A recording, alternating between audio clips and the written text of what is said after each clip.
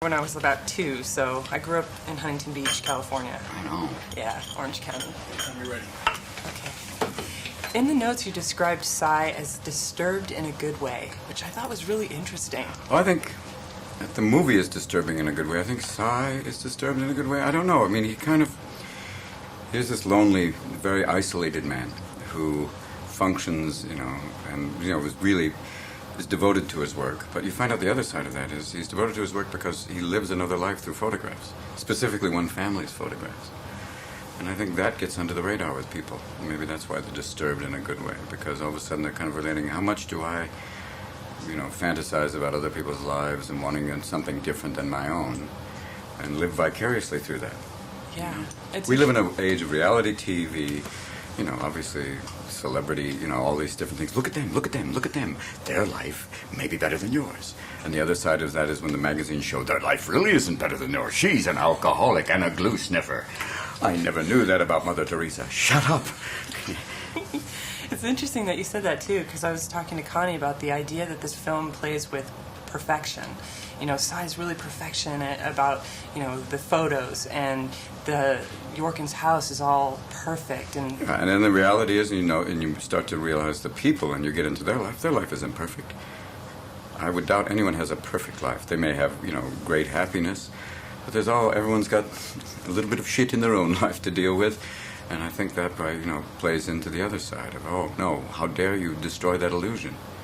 When people get, furious that, why aren't you... Oh, I kind of realized this years ago when people would meet soap stars, and they'd be the villains in the soap stars, and a woman went up and spit on this guy because his character did. He's going, lady, it's an actor. It's just a... Oh, you hurt her. It was like, jeez. It was insane. Yeah, relax. Yeah, relax. Well, and you're destroying the illusion in some way, too, because everyone has a preconceived idea about you and your comedy.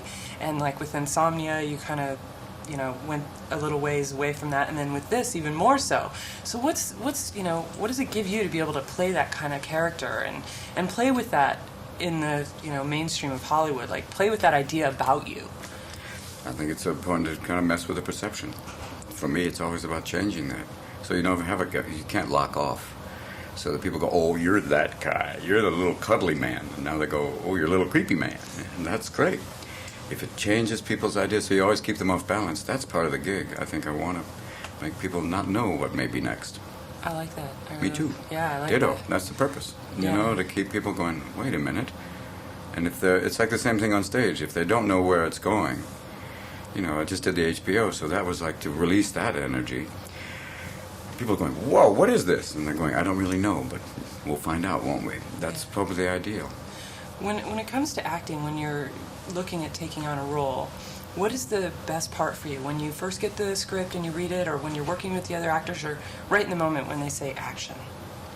It's kind of a combination of all of the above. When you find a great script, or you find just a piece that's really extraordinary, then you start working with people, and then it takes this, you rehearse and you start to get the dynamic going. And then the last part of the equation is when you do it.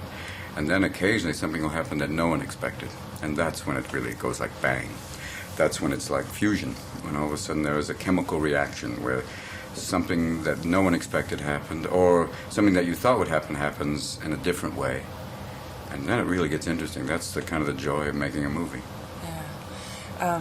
What are you up to next? Are you going to do some comedy or? Well, I just finished the comedy, the HBO, so that's kind of played that card. And this movie's coming out, and then I don't know. I mean, I'm looking for another film.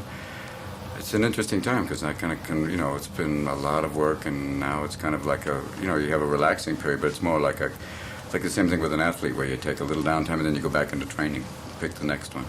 A lot of bike riding now. That's a big thing. Oh, you're bike riding? Big time. Yeah, I just got back from France, and brother Lance, vive la Lance aussi, bonjour. Il a fait le meilleur, le 4e Tour de France. Il a gagné. He won. So I just hang back and just start training for next year. Right. Thank you so much, Robin. Welcome.